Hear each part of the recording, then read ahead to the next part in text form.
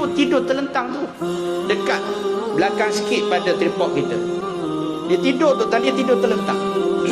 Tadi kita nak kuliah tak selesai, dia orang tidur.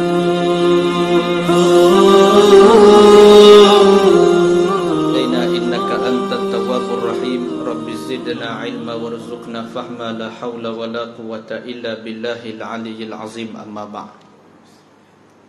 Dihormati pengurusi majlis muslimin dan muslimat yang dirahmati oleh Allah Ta'ala sekalian, pada malam yang mulia ini kita merenung satu firman Allah Subhanahu wa Ta'ala di dalam surah Ali Imran pada ayat yang ke-133 yang berbunyi, A'udzubillahi minasyaitonir rajim.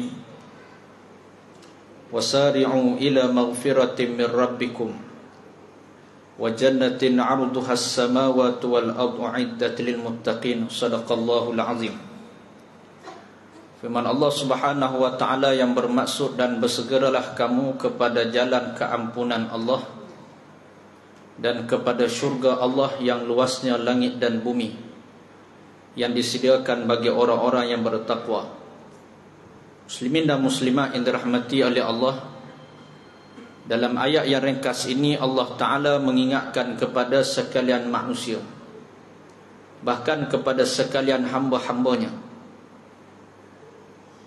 iaitu yang tidak terlepas daripada melakukan dosa dan kesilapan kepada Allah Subhanahu wa Ta'ala, agar sentiasa berada dan bersegera di atas jalan keampunan dan keredaan Allah Subhanahu wa Ta'ala dengan sesegera yang mungkin. Bahkan kata ulama, berdasarkan ayat ini menjadi suatu kewajipan bagi setiap di kalangan manusia untuk memohon keampunan kepada Allah Subhanahu wa Ta'ala. Berarti hukum kita minta ampun pada Allah Ta'ala ni tuan-tuan adalah wajib, bukan sunat, bahkan ia adalah satu kewajipan. Bahkan sesiapa yang tidak suka minta keampunan kepada Allah, dia dikira sebagai manusia yang biadab kepada Allah Subhanahu wa Ta'ala. Siapa yang tak suka minta ampun pada Allah, bertaubat di atas dosa yang dia lakukan, maka dia dikira sebagai manusia yang biadab kepada Allah dan kurang ajar kepada Allah Subhanahu wa Ta'ala. Maka oleh yang disebab demikian, tidak ada seorang pun yang boleh melepaskan diri daripada ibadah memohon keampunan kepada Allah. Sehingga manusia yang pertama yang diciptakan oleh Allah, iaitu Adam AS, memulakan kehidupannya di dunia ini dengan memohon keampunan kepada Allah Subhanahu wa Ta'ala. Maka dengan sebab itu Allah Subhanahu wa Ta'ala menyayangi manusia ini, dan Allah Ta'ala mengharapkan agar kita semua ni kembali kepada Allah dalam keadaan mendapat redha dan keampunan Allah Subhanahu wa Ta'ala. Maka Allah Subhanahu wa Ta'ala mencampak di dalam hati setiap di kalangan manusia, sama ada manusia ni beriman ataupun tidak kepada Allah, Allah Ta'ala campak satu perasaan pada semua hati manusia yang dinamakan sebagai perasaan keinsafan, perasaan menyesal, perasaan ingin balik kepada Allah Subhanahu wa Ta'ala. Ini tuan-tuan ada pada semua orang, tak kira dia Islam ataupun dia kafir, dia tetap ada rasa nak balik pada Allah Subhanahu wa Ta'ala. Dalilnya bagaimana Allah Ta'ala datangkan kisah makhluk manusia yang paling sombong dan angkuh dalam sejarah penciptaan manusia, yang Allah Ta'ala sebut namanya di dalam Al-Quran, iaitu Fir'aun. Tuan-tuan, Fir'aun ni Allah Ta'ala sebut namanya dalam Quran kerana kesombongannya yang melampau batas akal manusia yang waras. Bila mana seseorang nama dipetik oleh Allah dalam Quran, kata ulama tafsir, sama ada dua: dia orang yang paling jahat ataupun dia adalah orang yang paling mulia di sisi Allah. Dia orang yang paling celaka di sisi Allah ataupun dia adalah orang yang paling Allah Ta'ala kasih di sisi. Seperti mana ada nama yang Allah Ta'ala sebut, nama para nabi dan para rasul ada disebut dalam Al-Quran.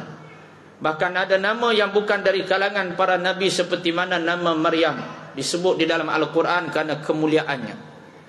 Begitulah juga dengan nama-nama orang yang sombong kepada Allah disebut kerana kesombongannya melampaui batas, seperti mana Abu Lahab, tabbat yada abi lahabin wa tab. Kerana kecelakaan terhadap Abu Lahab tidak dapat diboleh dimaafkan, Tidak ada orang yang berani mencelakakan Rasulullah secara berdepan melainkan Abu Lahab yang menyatakan, celaka engkau wahai Muhammad, kamu himpunkan kami supaya kami beriman kepada Allah. Begitulah Allah Ta'ala menyebut nama Fir'aun, kerana kesombongan Fir'aun ini pernah mengaku Tuhan. Di antara kata-kata yang angkuh yang pernah keluar daripada mulut Fir'aun yang Allah rakam dalam Al-Quran, sebagai bukti bahawa Fir'aun manusia yang paling sombong di atas muka bumi, kata Fir'aun, ana rabbukumul a'la, aku adalah Tuhan yang paling tinggi, kata Fir'aun. Tak ada orang yang berani mengaku seperti mana Fir'aun. Kita kalau mutakhir ini ada seorang yang mengaku Tuhan, nama dia Ayah Pin, daripada Besuk, Terengganu. Saya orang Terengganu, tuan-tuan. Jadi Besuk, Ayah Pin. Cuma bila kita duk tanya orang terdekat ni, Ayah Pin dia tak mengaku diri dia Tuhan. Dia hanya mengaku dirinya wakil Tuhan je, tuan-tuan. Dan dia kata dia ni wakil kerajaan langit. Dia tak kata dia Allah, dia kata dia wakil Tuhan saja. Mana Ayah Pin ni dia baik sikit pada Fir'aun. Jadi Fir'aun ni jahat lagi, sebab tu nama Ayah Pin tak ada dalam Quran. Fir'aun ni dia jahat lagi. Jadi kesombongan Fir'aun ni disebut banyak. Kita tak nak cerita tentang kesombongan Fir'aun. Tapi Allah Ta'ala bawa satu lagi kisah dalam surah Yunus, kalau tak silap pada ayat yang ke-80 ke atas.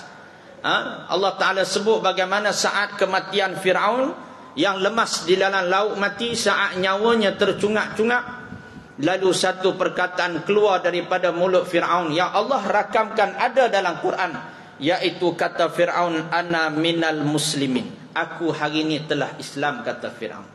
Ni Fir'aun menyesal, Allah sebut dalam Quran, tuan-tuan boleh balik Quran.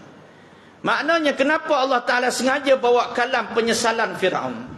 Allah Ta'ala nak ajar kepada kita ni, tuan-tuan, mulut yang sama pernah mengaku dirinya Tuhan, mulut yang sama tersungkur rebah menyesal di saat dia hampir dikembalikan kepada Allah Subhanahu wa Ta'ala. Allah Ta'ala nak ajar pada kita, sombong macam mana pun manusia, dia akan ada penyesalan di dalam dirinya. Maka kalau setakat kita ni sombong cak ayam je kita ni, tuan-tuan, bukan sombong macam Fir'aun. Fir'aun ni kira sombong tahap hebat dah ni. Kita ni sombong cak ayam kita panggil. Sombong pada jiran-jiran, sombong pada anak-beranak, sombong pada orang masjid. Ni sombong cak ayam saya kata. Dia sombong pada orang yang menyampaikan ilmu. Jadi maka dengan sebab itu kesombongan kita ni nak ke mana? Satu saat Fir'aun yang pernah mengaku Tuhan pun menyesal. Maka kita ni apalah sangat. Maka dengan sebab itu nak menunjukkan pada setiap hati orang ni dia ada penyesalan. Cuma persoalannya, tuan-tuan, dia sempat menyesal sebelum pintu taubatnya tertutup ataupun tidak. Tu je. Fir'aun dia menyesal saat pintu taubatnya tertutup. Nabi sebut dalam hadis dua ketika mana pintu taubat ni ditutup. Yang pertama saat nyawa telah sampai ke halkum. Maka Fir'aun ketika dia menyesal nyawanya telah sampai ke halkum. Yang kedua ketika mana matahari keluar daripada sebelah barat. Ni dua ni disebut dalam hadis Nabi SAW. Nak menunjukkan kita ni dituntut bersegera kembali kepada Allah sebelum kita dipaksa kembali kepada Allah, iaitu bertemu dengan kematian kita. Maka pada malam yang mulia ini kita akan melihat ada beberapa jalan yang Allah Ta'ala sediakan kepada manusia untuk kita ni kembali kepada keampunan Allah Subhanahu wa Ta'ala. Ada orang dia nak balik kepada Allah tapi tak jumpa jalan. Jadi insya-Allah malam ni kita cuba sebut beberapa jalan, sebahagian daripada jalan yang Allah sediakan kepada kita. Yang ada dua jalan yang Allah Ta'ala sedia. Satu dinamakan sebagai jalan fitrah, yang mesti dilalui oleh semua manusia sama ada dia suka ataupun tidak. Ini jalan fitrah. Nanti kita sebut apa benda jalan fitrah yang Allah Ta'ala buat supaya kita ni balik kepada Allah, berhentilah buat maksiat, dan supaya kita ini tak seronok lagi dah buat maksiat dan kembali bertaubat kepada Allah. Yang kedua dinamakan sebagai jalan ikhtiar. Ikhtiar ni pilihan.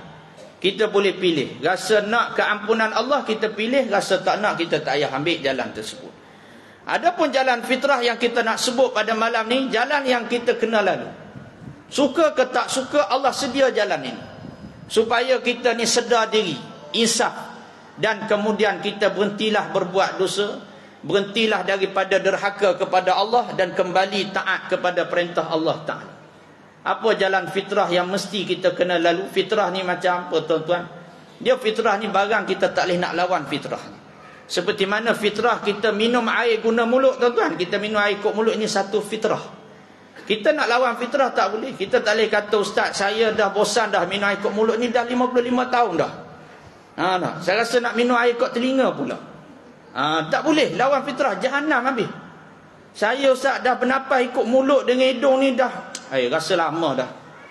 Berasa nak menapas ikut mata sekali. Cuba tutuplah hidung dengan mulut. Tak sampai 5 minit arwahlah kita. Jadi nak menunjukkan fitrah ni barang tak boleh nak lawan.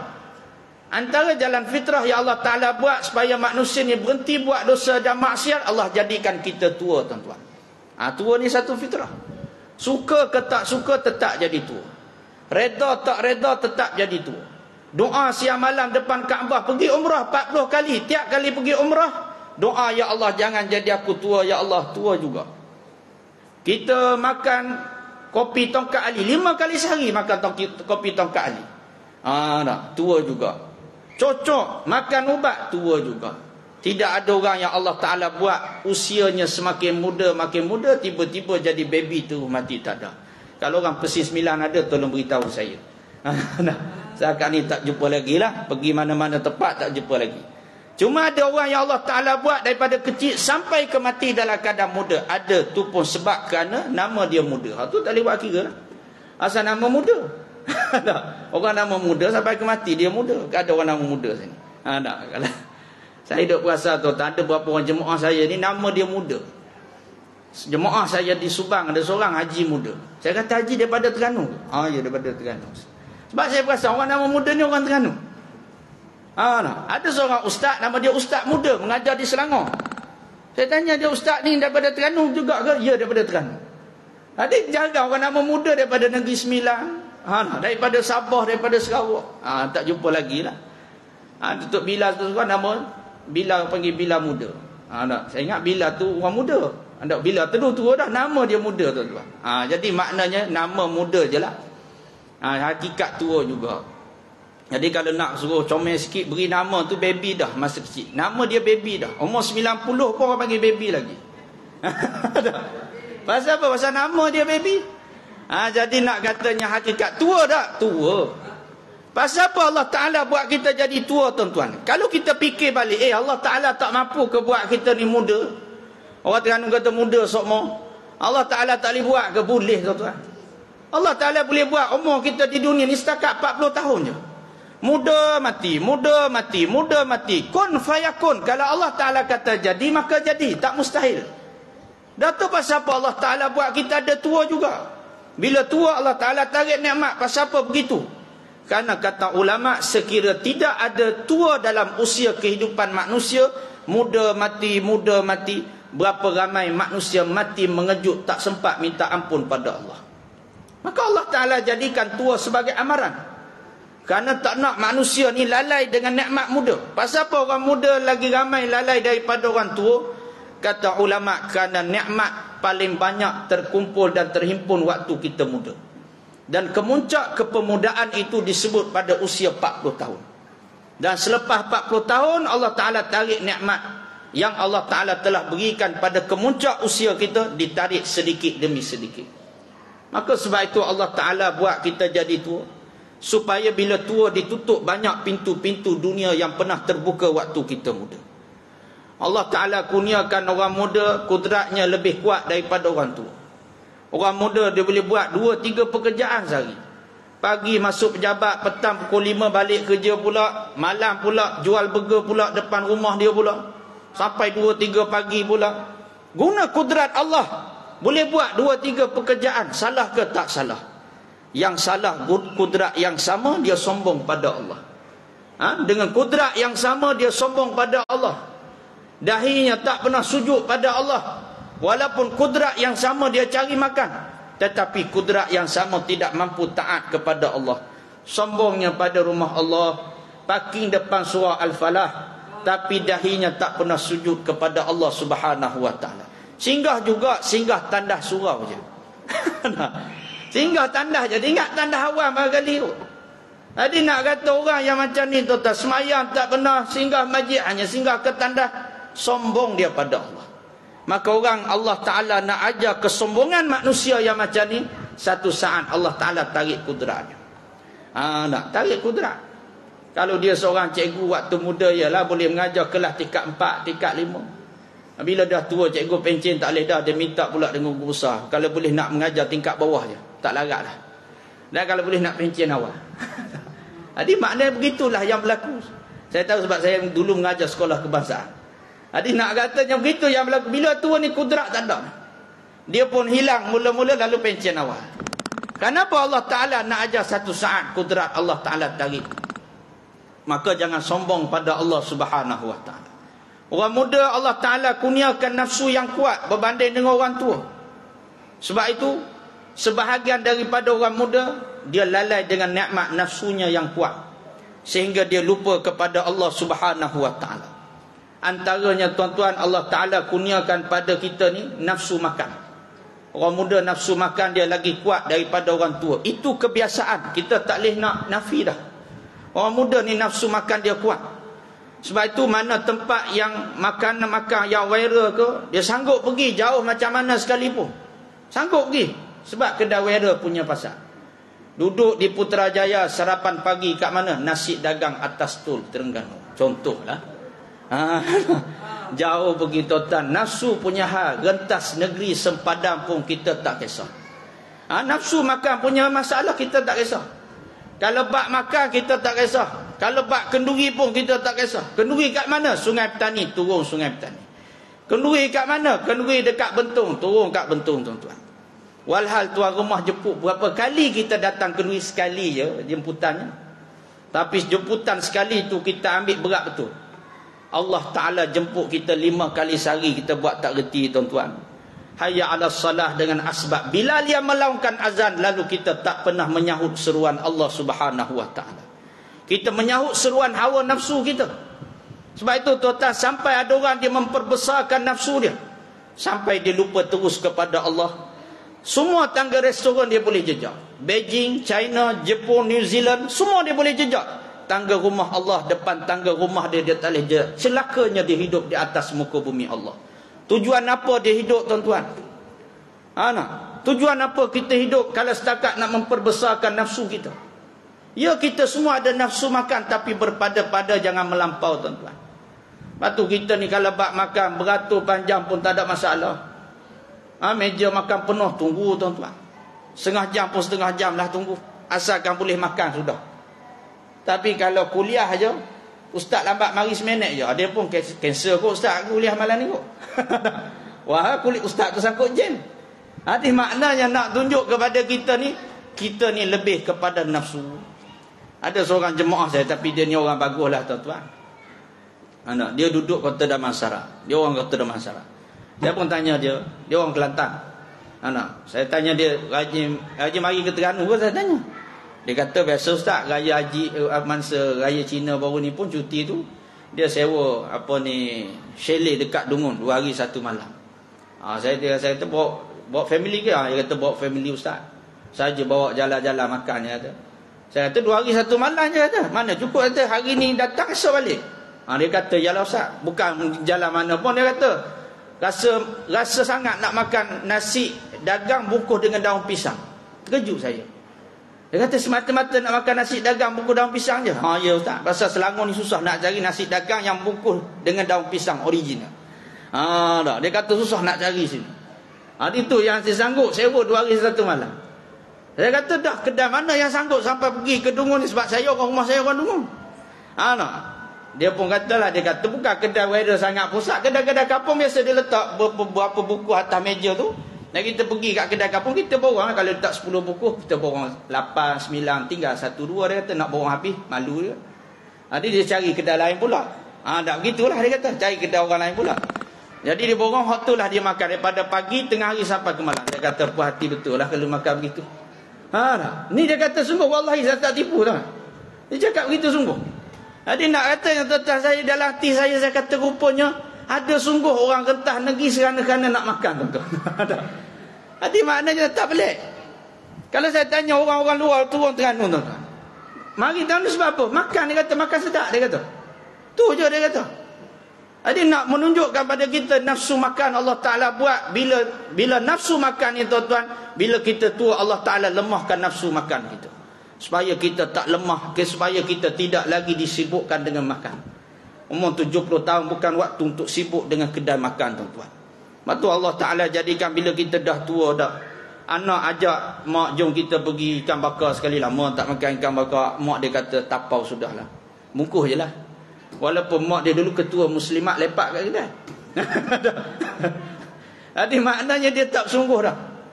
Kenapa Allah Ta'ala tak nak sibuk lagi dengan makan? Gitu juga dengan nafsu yang lain. Nafsu tidur. Tidur kuat ni tuan-tuan, orang muda tidur kuat. Tidur, dia boleh tidur lepas subuh tidur. Ada, lepas makan tengah hari sambung lagi tidur. Kadang-kadang sambung pula dalam kuliah maghrib pula. Tidur pula dalam kuliah maghrib. Maknanya tidur je banyak. Kerana nafsu tidur dia kuat. Kita orang tua tengok pun Allah sakit kepala tengok orang nak tidur je. Nak cuti sekolah tidur je kerja dia. Jadi tidur ni orang muda nafsu dia kuat tidur. Tapi kita bila dah tua nafsu tidur kita tak berapa kuat dah. Tidur sekejap mudah terkejut tengah malam. Ada jemaah saya kata, dia kata ustaz dulu boleh tahan kencing sampai subuh. Sekarang ni 2 pagi confirm kena bangun kencing tengah malam dia kata. 3 pagi confirm kena bangun kencing juga. Dulu tak boleh dah buat macam muda-muda dulu dia kata. Tidur straight dulu. Sekarang ni tak boleh. Tujuan apa Allah kejutkan kita untuk kencing di waktu malam tuan-tuan? Suruh tengok World Cup ke? Tak.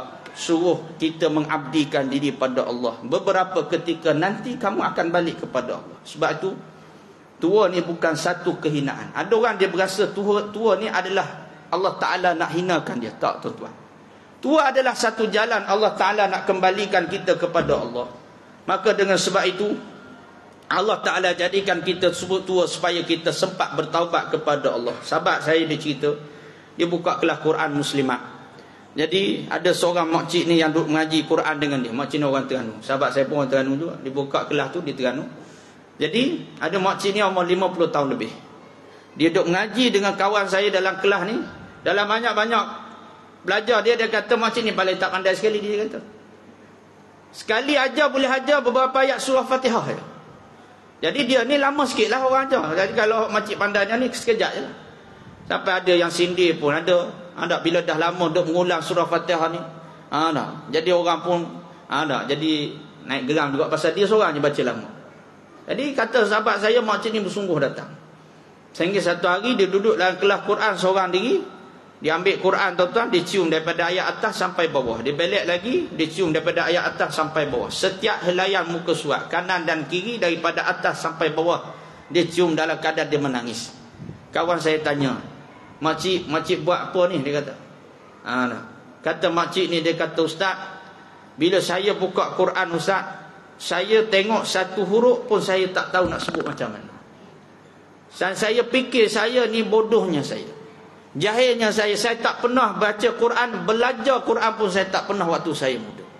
Dan sekarang usia saya dah tua ustaz, saya bimbang, takut, malu saya balik pada Allah dalam keadaan saya tak pandai baca Quran. Apa saya nak jawab di hadapan Allah? Jadi tuan-tuan bersungguh dia datang ke kuliah sahabat saya ni. Satu hari kawan saya ni dia ada urusan di luar negeri lebih kurang seminggu. Jadi sebelum dia berangkat ni, makcik ni datang jumpa pesena dia. Dia kata, ustaz boleh tak ajar makcik surah Fatihah daripada ayat awal sampai habis? Kawan saya pun ajarlah. Dia pun selesai urusan seminggu daripada urusan tu. Dia kata silap di Selangor urusan seminggu tu. Balik daripada Selangor balik Terengganu, dia masuk kelas macam biasa. Jadi makcik yang biasa mengaji ni tak datang. Kawan saya pun tanya, mana pergi makcik yang selalu mengaji Quran dengan dia? Kata kawan dia, dia kata lah ustaz tak tahu lagi ke ustaz, dia dah meninggal lah ustaz, menghadap Allah buat selama-lamanya. Tapi kami ni cemburu sungguh dengan kematian. Diceritakan oleh suami dia sendiri tuan-tuan. Satu hari Jumaat, suami dia bangun awal pagi sebelum subuh, nak bersiap pergi solat subuh berjemaah di masjid. Dia tengok isteri dia sudah bangun solat sunat dah. Mana isteri dia bangun lagi awal dah daripada dia, tak tahu bangun pukul berapa.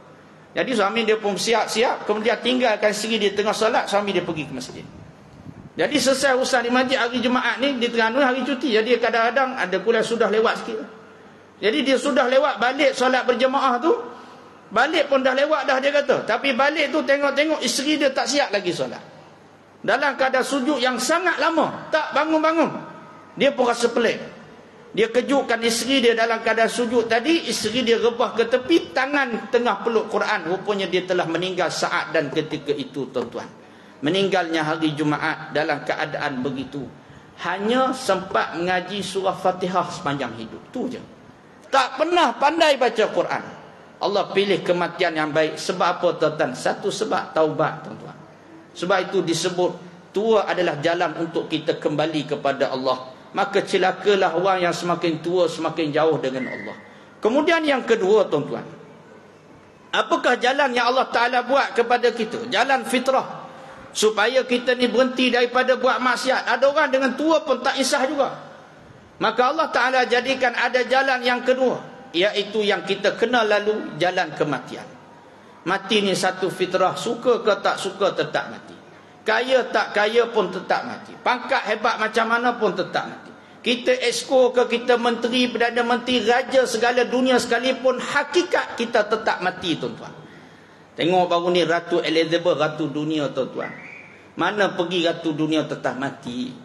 Kekayaannya yang luar biasa, pengaruhnya yang luar biasa. Sesaat kematian dia pun dia tak boleh nak sekat, tuan-tuan. Nak menunjukkan mati ni Allah sengaja buat. Allah sebut dalam surah Al-Mulk, alladzi khalaqal maut, aku yang buat kematian ni, kata Allah. Jadi Allah yang buat kematian. Bila Allah yang buat kematian, bererti mati ni makhluk.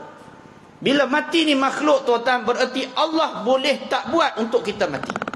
Mana Allah Ta'ala boleh buat kita hidup selama-lamanya di atas dunia ini, tak mustahil bagi Allah. Tapi pasal apa Allah Ta'ala buat kita ni tak hidup selama-lamanya? Kadang-kadang bertanya juga pasal apa Allah Ta'ala tak buat kita ni hidup dan tak mati-mati. Tuan-tuan, kata ulama', kalau hidup kita atas dunia ni tak mati, nescaya tak ada orang yang akan menyembah Allah Ta'ala. Saya pun tak mari mengajar malam ni. Baik saya pergi rompok bank, tuan-tuan. Dah. Pasal apa tak mati juga? Ataupun saya pergi lomba motor ke? Dah. Ataupun pergi, pasal apa tak mati? Hidup tak mati ni, tuan-tuan, buat apa saja, tak peduli kita. Tapi pasal apa kita datang juga ke rumah Allah kerana fikir mati? Pasal apa kita berkumpul sekejap, datang solat berjemaah kerana kita fikir ni urusan kematian kita? Saya, tuan-tuan, kalau tak fikir mati, saya tak buat tahfiz. Saya buat tahfiz percuma, tuan-tuan. Setiap bulan saya habis 20 ke 30 ribu sebulan. Mana setiap bulan saya kena cari duit selebih daripada itu. Kenapa? Semata-mata nak suruh budak ni menghafal Quran secara percuma. Saya kata kalau saya tak mati, saya tak buat tahfiz, saya akan buat kelab malam. Sebab kelab malam saya dengar cerita, ada saya pergi satu kuliah di satu pulau. Saya tak nak sebut pulau mana. Jadi orang kampung ni, fungsi kampung ni, dia kata, Ustaz, seberang sana kat kawasan pelancongan, dia duduk kat belah kampung. Dia kata kat kawasan pelancongan tu, Ustaz, ada kelab malam. Yang tokek dia adalah orang Melayu Islam gitu. Tokek pak ni dia kata orang Melayu Islam. Dia orang ni sayang sungguh nak tutup. Pasal apa Ustaz tahu pasal apa? Dia kata Ustaz, satu malam bersih 15,000 satu malam. Mana untung buka kelab malam ni, tuan-tuan. Tapi kalau kita fikir soal mati, kalau tak mati, tuan-tuan, kita akan buat kelab malam satu kat Persin. Tapi kerana fikir mati, tuan-tuan, kerana fikir kita akan mati, maka sebab itu kita berbada-bada dengan kehidupan kita. Nasihat daripada Imam Ghazali kepada muridnya disebut, Ishma syi'ta fa innaka mayyitun. Hiduplah sesuka hati kamu. Kamu nak hidup macam mana kamu hidup? Kamu nak bermaksiat, kamu tak nak semayang, kamu nak ambil rasuah, kamu nak sombong pada orang, kamu nak khianat amanah orang. Hiduplah kamu rasa kamu nak hidup macam mana. Tak nak tutup aurat, suka hati kamu. Tapi ingat, fa innaka mayyitun. Satu saat kamu akan mati. Tuan-tuan, satu saat kita mati. Nak sombong ke mana? Kita duk cakap angkuh satu saat kita mati. Maka dengan sebab itu, tuan-tuan, kematian mengajar kepada kita agar berpada-pada dengan kehidupan kita. Jangan melampau kehidupan kita daripada garis panduan Allah Subhanahu wa Ta'ala. Maka dengan sebab itu, orang yang selalu mengingati mati, Allah padamkan kelazatan dia terhadap dunia. Maka kita kena banyak ingat mati, tuan-tuan. Dan tempat yang paling orang tak suka duduk adalah tempat yang paling banyak bercakap tentang kematian. Di mana? Rumah Allah, tuan-tuan. Surau kita lah paling banyak sekali cakap bab mati. Dia kata malam baru ni kuliah khas pun cakap bab mati dah, dia kata. Malam sebelum ni pun kuliah maghrib pun cakap bab mati. Mari malam ni pun cakap bab mati juga, dia kata. Jadi maknanya, tuan-tuan, kuliah lah paling banyak cari cakap bab mati. Hari-hari cakap bab mati. Sebab itulah, tuan-tuan, kematian ni tak ada orang suka sembang. Tak ada orang suka dengar. Walaupun datangnya free, walaupun mari adalah percuma pula, duduk dalam aircon sejuk ni tuan-tuan, antara surah paling sejuk juga saya masuk. Dah lah duduk dalam aircon, balik, mari dah lah lapar, balik kenyang tuan-tuan, ada makan pula lepas kuliah. Malam ni saya tak tahu ada makan ke tak. Tak, ada makan ke? Alah, ada makan nak berhenti awal. Tak ada. Jadi maknanya nak kata tuan-tuan, menunjukkan pada kita ni, surah ni paling banyak cakap tentang mati. Kerana mati ni memadamkan kelazatan hidup. Sebab tu orang yang banyak ingat mati, dia payah nak bermaksiat kepada Allah. Seorang warden penjara tuan-tuan, dia jaga banduan tahanan akhir. Ia akan dihukum gantung sampai mati. Cerita dia ni pernah masuk dalam surat khabar beberapa belasan tahun yang lalu. Bagaimana warden ni dalam satu kisah yang mana dia cerita, ringkasnya tuan-tuan, pada malam terakhir si banduan ni esok dia nak kena gantung awal pagi. Jadi banduan ni dia request kepada warden ni supaya dia diambil bawa ke tali gantung ketika mana dia tengah semayang. Itu saja permintaan. Jadi malam tersebut tuan-tuan, dia tak berhenti solat. Lepas semayang dia semayang lagi, lepas semayang dia semayang. Jadi bila sampai waktu nak bawa ke tali gantung, dia tengah semayang lagi. Dalam keadaan dia semayang yang lama, tak bergerak tuan-tuan. Jadi dia pun tak nak tunggu dah. Dia terus ambil dalam keadaan begitu, ditutup kepala dia dan diseret tuan-tuan. Dia biasa orang nak ke tali gantung ni tak boleh berjalan dah dengan kaki sendiri. Diseret ke tali gantung dalam keadaan kepalanya tertutup, lalu dia terus digantung. Dia tak ada kata okey baik bersedia anak kita nak gantung, tuan-tuan, dia terus digantung. Bila digantung tuan-tuan, dia kata tu di antara kali pertama dia tengok banduan yang tidak menggelepar walaupun sedikit. Macam gantung anak patung. Lalu kemudian bila dah lama dia gantung, dia buka kepala dia tu, penutup kepala tu tuan-tuan, dan dia kata itulah juga kali pertama dia tengok banduan yang tidak terjelir lidah. Biasa dia kata kalau gantung ni memang terjelir lidah, dan banduan ni lidahnya tak terjelir. Dalam keadaan tangannya kemas menggenggam tasbih tuan-tuan. Dan rupanya bila buat postmortem, rupanya banduan ni telah meninggal waktu solat tadi dah tuan-tuan. Sebab apa jadi begitu? Sebab dia tahu bila dia nak mati. Kita hari ni tuan-tuan boleh suka gelak ketawa, sembang aib orang, cakap fitnah, cakap bohong tuan-tuan. Sebab kerana kita tak tahu bila kita mati. Kalau kita tahu bila tarikh kematian kita, 3 bulan lagi pun memadamkan kelazatan kita untuk hidup. Jadi maka dengan sebab itu tuan-tuan, banyakkan ingat kematian, supaya kita berhentilah daripada berbuat dosa kepada Allah Subhanahu wa taala. Kemudian tuan-tuan disebut kata ulama, selain daripada jalan fitrah yang Allah Taala buat dalam hidup kita, di sana ada Allah Taala sediakan satu jalan lagi dinamakan ikhtiar, yang kita boleh pilih. Ikhtiar ini bererti siapa yang nak keampunan Allah dia pilih, siapa yang tak nak keampunan Allah dia tak perlu jalan ini. Maka apakah dia jalan yang kita boleh pilih untuk mendapatkan keampunan Allah? Satu je saya nak sebut pada malam yang mulia ini tuan-tuan. Maka disebut kata ulama, siapa yang berhajat kepada keampunan Allah, lazimilah kakinya berada di atas jalan rumah Allah Subhanahu wa taala. Tuan-tuan, jalan di atas rumah Allah ni dia kena paksa dulu. Dia kena paksa diri kita ni duduk biar terikat dengan rumah Allah, sehingga kita benar-benar jadi tetamu Allah Subhanahu wa taala di atas dunia ini. Maka dengan sebab itu tuan-tuan, kenapa jalan rumah Allah ni dia dapat keampunan yang banyak? Satu, jalan rumah Allah ni kita dapat keampunan waktu kita turun daripada rumah kita tadi, kita ambil wuduk. Wuduk Nabi kata dijamin air wuduk yang kita ambil itu gugur dosa kita bersama dengan titisan air sembahyang. Sebab tu ambillah air sembahyang ni berulang kali pun tak ada masalah. Dan maka dengan sebab itu tuan-tuan, wuduk dah dapat keampunan.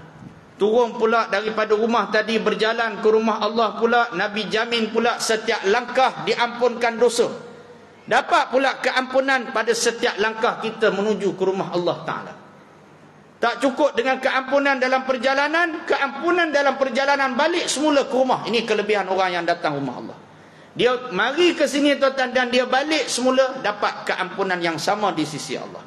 Lalu kemudian disebut tidak cukup keampunan perjalanan, keampunan dia duduk dalam rumah Allah. Duduk saja tuan-tuan. Ini bukan duduk berzikir, duduk saja. Masuk rumah Allah, duduk saja, disebut ada malaikat khusus yang doakan keampunan untuk setiap di kalangan kita. Dan doa itu berulang-ulang kali sampai kita keluar balik daripada rumah Allah. Bila kita keluar tak dapat dah doa tersebut. Sebab itu duduk dalam rumah Allah ni tuan-tuan, duduk saja pun dah rasa tenang dah. Lebih-lebih lagi kalau kita duduk masjid yang sudah lama didirikan solat berjemaah, dia lagi terasa. Macam kita ni surau yang baru lagi didirikan solat berjemaah. Kalau kita pergi masjid-masjid lama tuan-tuan, rasa dia lain. Apatah lagi kalau kita pergi Masjidil Haram, rasa dia lain. Masuk saja Masjidil Haram tu saja tuan-tuan dah menitis dah air mata.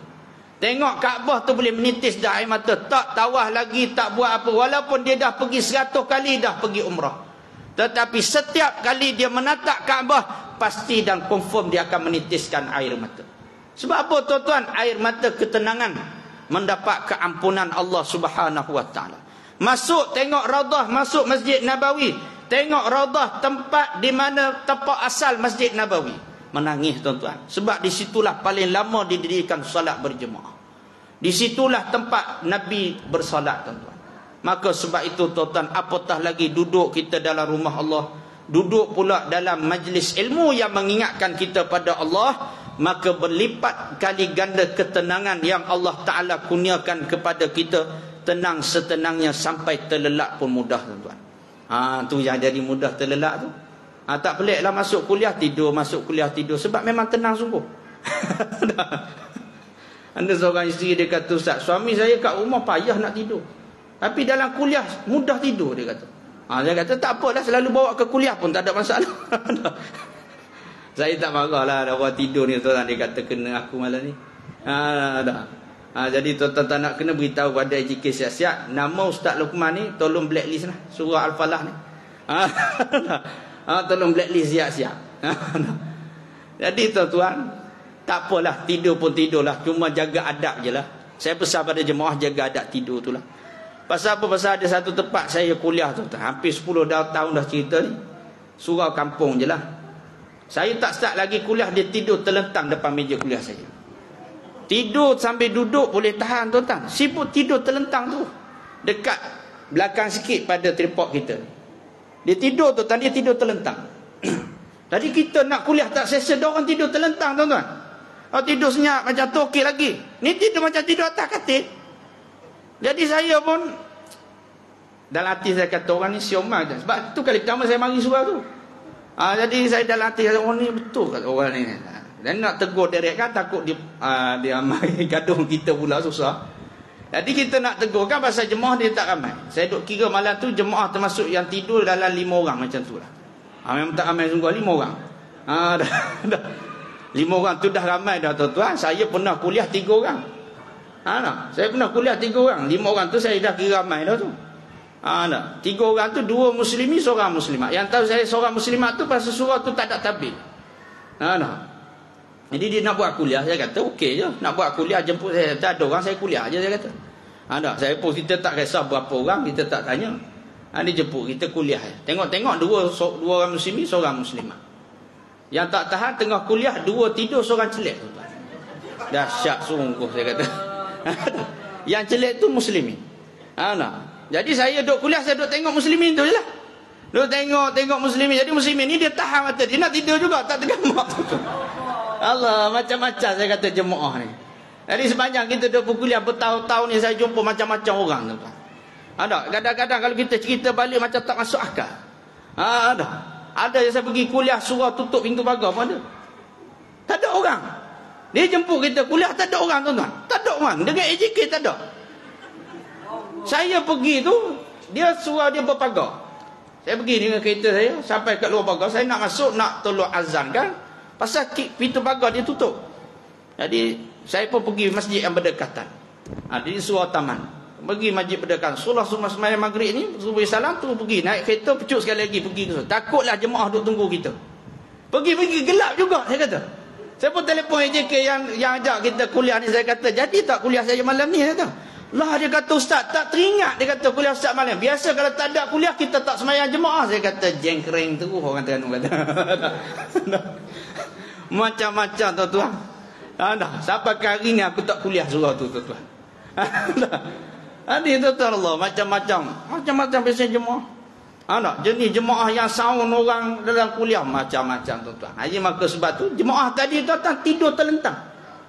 Saya kata dahsyat sungguh jemaah. Sampai habis saya kuliah, azan berkumandang isyak, baru dia bangun. Dalam hati saya kata saya tak pernah jumpa orang paling tenang. Dia paling tenang sekali tuan-tuan. Sebab tu tuan-tuan nak tidur pun pada-pada lah saya kata.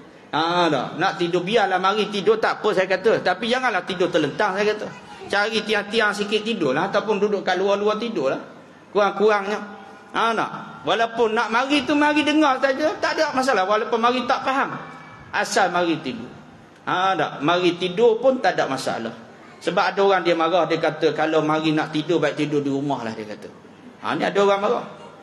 Tapi bagi saya okeylah. Cuma jagalah adab ketika tidur dalam kuliah tu, jagalah. Kalau boleh tak payah tidur lah tuan-tuan. Walaupun tak faham, sebab majlis ilmu ni berkat dia tetap ada berkat walaupun kita mari tak faham. Ni mari malam ni tak faham, walaupun dapat sikit je poin tak ada masalah. Asal datang. Mari malam ni dapat 2 je dia kata. 2 apa benda? Assalamualaikum wallahualam tu hak dengarnya. Hak lain dia kata tak tahu dia. Ustaz cakap apa pun tak tahu. Tak apalah asal dia datang. Kurang-kurang dia tak mengarut pergi ke lain, kurang-kurang dia datang ke majlis ilmu. Jadi maka sebab tu tuan-tuan, mulazamah kita di atas jalan rumah Allah ni besar pahala. Besar pahala tuan-tuan. Orang yang hidup dia dalam keadaan hidup dia istiqamah rumah Allah, mati dia pun tuan-tuan atas jalan rumah Allah Ta'ala tuan-tuan. Baru ni seorang jemaah saya meninggal dunia tuan-tuan. Lepas maghrib, solat maghrib, dia mungkin agak keletihan, dia tertidur di luar. Bila orang nak gerak dia solat isyak, rupanya dia telah meninggal tuan-tuan. Meninggal di antara maghrib dan isyak, dalam kuliah maghrib lepas dia solat berjemaah. Sebab dia memang kaki masjid tuan-tuan. Lepas tu saya pesan pada jemaah, kalau nak tidur dalam kuliah pun mengucap dulu saya kata. Kan tak bangun kan? Dah. Pasal apa? Bila-bila Allah Ta'ala boleh tarik nyawa kita. Walaupun atas dalam kuliah. Sebab tu saya kata, kalau boleh jangan tidur lah, takut mati sungguh. Maka dengan sebab itulah tuan-tuan nak tunjuk pada kita ni tuan-tuan, bila sahaja Allah Ta'ala boleh matikan kita, balikkan kita pada Allah. Maka kembali tuan-tuan pada ayat yang saya baca pada awal tadi, Allah Ta'ala menyebut wasari'u ila maghfiratin min rabbikum. Kata Allah Subhanahu wa Ta'ala, dan bersegeralah kamu kepada jalan keampunan Allah Subhanahu wa Ta'ala sesegera yang mungkin. Sebab tu tuan-tuan, paling cepat yang kita nak segera kepada keampunan Allah, banyakkan istighfar, banyakkan minta ampun pada Allah Subhanahu wa Ta'ala. Jadi tuan-tuan, secara ringkas, 2 tempat ni jangan kita tinggal istighfar. Kata guru saya, kok mana pun biar istighfar pada 2 tempat. Yang pertama, bila setiap kali selesai solat 3 kali istighfar. Tak boleh nak istighfar panjang, ringkas tak apa. Astagfirullah. Nak balik-baliklah. Yang jadi masalah, imam baru beri salam belah kanan, makmum atas motosikal dah. Laju dia lagi, tak tahu lari ke mana pun tak tahu. Laju dia lagi, tak tahu nak lari ke mana pun. Sekali-sekala okeylah tuan-tuan ni, setiap waktu solat lari laju sungguh. Biar sempat istighfar, minta ampun pada Allah Subhanahu wa Ta'ala. Kita bila luar azan boleh? Boleh luar azan dulu, sambung boleh 5 minit. Bagus, ini ada ahli syurga, alhamdulillah.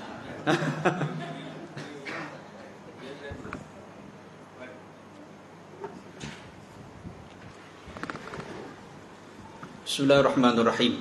Muslimin muslimat yang dirahmati oleh Allah. Kemudian yang kedua, ketika mana jangan tinggal istighfar, iaitu setiap kali sebelum kita tidur 3 kali istighfar kalau boleh. Jadi sebelum tidur ni tuan-tuan, istighfar dulu 3 kali. Takut-takut Allah Ta'ala cabut nyawa kita ketika mana kita tidur. Disebut berapa ramai manusia yang menangguhkan taubatnya dengan berharap agar esok dia boleh bertaubat, sedangkan tidur pada malam tersebut adalah tidurnya yang terakhir di dunia ini. Jadi sebab tu kita je duduk berangan, esok boleh bangun. Walau itu adalah tidur yang terakhir kita. Jadi maka dengan sebab itu tuan-tuan, bersegeralah kita berada di atas jalan keampunan Allah. Kerana benda yang paling mengerikan apabila kita balik pada Allah, bawa bebanan dosa kita menghadap Allah. Walau tara izil mujrimuna nakisu ru'usihim, kata Allah Subhanahu wa Ta'ala, alangkah ngerinya saat kamu melihat orang yang berdosa menghadap Allah, tertunduk kepala mereka di hadapan Allah dengan penuh rasa malu dan hina tuan-tuan, kerana bebanan dosa yang banyak. Jadi maka dengan sebab itu moga-moga Allah Ta'ala tutup keaiban kita di dunia ini dengan mengampunkan dosa kita banyak-banyak tuan-tuan, supaya kita mati dalam keadaan Allah Ta'ala ni redha atas kehidupan kita. Waktu saya sebut semalam tengok 3 beradik yang meninggal dunia tuan-tuan, renjatan dari elektrik anak. Orang ni, dan saya kenal keluarga dia ni memang keluarga yang bagus. Keluarga yang bagus, orang yang jaga aurat, nak keluar mana-mana tutup aurat tuan. Tengok walaupun dia meninggal dekat depan pintu rumah dia pun dia masih lagi terjaga aurat dia. Maknanya dia ni orang yang memang selalu tutup keaiban dia di dunia, Allah tutup aib dia waktu dia mati. Sebab aurat ni benda keaiban kita. Jadi sebab tu tuan nak keluar rumah walaupun sekejap tutuplah aurat. Sekali Allah Ta'ala nak cabut kita Allah tuan. Sebab tu kadang-kadang kita duk tengok dalam video, kadang-kadang video terlintas orang yang tak tutup aurat ni. Dengan bangganya dia duk tayang aurat dia. Sekali Allah sentak nyawa tuan, tak kembali dah di dunia ini. Tu je. Jadi maka dengan sebab tu tuan, segeralah cari keampunan Allah Subhanahu Wa Ta'ala. Jadi saya sesekat takat itulah sebagai perkongsian ringkas pada malam yang mulia ni tuan, kuliah kali pertama kot saya mari ke surau ni, di surau Al-Falah ni di Putrajaya ni. Biasa mari dah ada 2-3 tempat, tapi surau Al-Falah ni rasanya kali pertama lah. Moga-moga Allah Ta'ala beri kesempatan di lain masa tuan-tuan. Ada 2 pengumuman ringkas saya nak umum tuan-tuan. Yang pertama, saya minta doa lah daripada muslim-muslimat, doa dipermudahkan urusan saya. Yang sekarang ni saya duk buat tahfiz percuma dah 5 tahun dah di Seksyen 7 Shah Alam. Ada 20 orang pelajar tahfiz mengaji percuma, yang sebahagian anak yatim, ada fakir miskin. Kemudian di Terengganu ada 80 orang pencen duk mengaji fardu ain secara percuma. Kita ada sewa rumah banglo 2 biji, ada 4 orang staf. Dia datang mari mengaji Quran, mari mengaji fardu ain, dia balik. Ada 80 orang pencen. Sekarang ni saya tengah nak buat surau kekal lah. Dekat mana? Dekat tapak dia, dekat nasi dagang atas tu lah, dekat Terengganu. Dah siapa pergi ke atas tu jemput singgah lah. Dah naik bin lah. Dah surau yang kita nak bina, dipermudahkan urusan kami. Dan kalau tuan-tuan nak support pun, di luar sana kita ada buka jualan bawah tahfiz kita. Ada kepuk-keping dengan produk kopi yang kita keluarkan sendiri bawah tahfiz kita. Kopi campuran madu, delima dan kurma yang menggunakan 100% gula perang. Ni produk bawah tahfiz kita lah tuan-tuan. Tu kalau tuan-tuan nak membeli sambil menderma lah. Nak membeli sambil menderma. Kalau boleh biar habis lah malam. Tak habis aku tak mari dah sini. Dah. Tak bawa duit tak apa, transfer boleh, tak ada masalah. Jadi insya-Allah. Yang tu. Yang keduanya tuan-tuan, saya biasa kalau kuliah memang saya buat pengumuman untuk sumbangan tahfiz. Cuma malam ni dan malam sebelum ni pun saya dah tangguhkan dulu sumbangan untuk tahfiz ni. Saya bukakan sumbangan untuk bantuan banjir tuan-tuan. Khusus sebab saya orang Terengganu, saya akan balik Terengganu hari Sabtu ni. Sekali dengan bawa bantuan. Sekarang ni terkumpul RM908. Ada duit untuk bantuan banjir di Terengganu. Untuk setakat pagi tadi tuan-tuan, ni dikatakan banjir yang terbesar. Kalau Terengganu 30,000 lebih mangsa, Kelantan 20,000 lebih. Dan rumah saudara saya pun dah main. Yang kena, tempat yang tak pernah naik air sebelum ni pun naik air. Sebab tu dikatakan ni mana di luar jangka. Sebab biasa orang Terengganu dia memang bersiap bulan sebelah ni, dia dah naik. Kalau kuasa rendah memang dah naikkan siap-siap dah dia punya barang atas rumah. Tapi rupanya bukan saja atas rumah, atap rumah pun tenggelam tuan-tuan. Atap rumah pun tenggelam. Yang sebahagian besarnya tuan-tuan boleh dikatakan kalau yang kat Terengganu ni yang kena lebih 80% adalah Melayu Islam dan orang kampung. Jadi sebab tu saya pun ambil inisiatif, siapa-siapa yang nak menyumbang sumbangan tuan-tuan yang malam ni, tuan-tuan niatlah khusus untuk bantu. 1 sen pun saya tak ambil tuan-tuan, termasuk duit minyak saya 1 sen pun saya tak ambil. Memang saya niat untuk bantu dia orang ni. Moga-moga ringankan. Sebab waktu Selangor ditimpa banjir, saya kuliah di Terengganu. Tiap-tiap bulan saya kuliah juga di Terengganu. Dia orang yang sumbangkan untuk kita bantu di Selangor. Jadi sekarang ni Allah Ta'ala takdirkan ujian kena pula pada dia orang, insya-Allah. Jadi kita sama-sama bantulah setakat termampu, insya-Allah. Moga-moga meringankan bebanan mereka. Sebab setakat ni banyak tempat dah terpaksa ditutup bekalan elektrik. Dan banyak daerah dah yang memang lumpuh sepenuhnya. Bukan lumpuh separuh tak, lumpuh sepenuhnya. Ada beberapa daerah-daerah yang pekan-pekan kecil ni dah lumpuh terus. Tak boleh nak buat apa, total loss. Jadi maka dengan sebab itu doalah. Dan sekarang ni pun Ada dikatakan malam ni ada banjir akan terus saja. Walaupun hujan dah mula surut, hujan dah kurang dah, tetapi air pasang makin besar. Dah. Yang jadi masalahnya air pasang besar, tuan-tuan. Sekali air pasang, tuan-tuan, dah. Dia pasang besar ni biasanya sampai mencecah 4 meter. Tuan-tuan bayanglah, campur dengan air hujan, pasang besar pula 3.8 meter biasanya. Bahkan kadang-kadang lebih. Jadi maka sebab tu tuan-tuan doalah. Ada sama-sama kita bantu setakat yang termampu. Jadi apa yang baik datang daripada Allah, yang lemah yang kuasa minta maaf kekurangan daripada saya sendiri. Aku qali hadza wa astaghfirullahal azim li wa lakum. Assalamualaikum warahmatullahi wabarakatuh. Bismillahirrahmanirrahim. Allahumma faqihna fid din wa 'allimna at-ta'wil wa hdina as-siratal mustaqim. Ya Allah, ya Tuhan kami, sebagaimana Kau himpunkan kami dalam keadaan baik pada malam yang mulia ini, ya Allah, himpunkanlah kami di akhirat kelak dalam syurga firdaus tanpa hisab. Sallallahu alaihi Muhammad wa ala alihi wasallam. Alhamdulillahil alamin.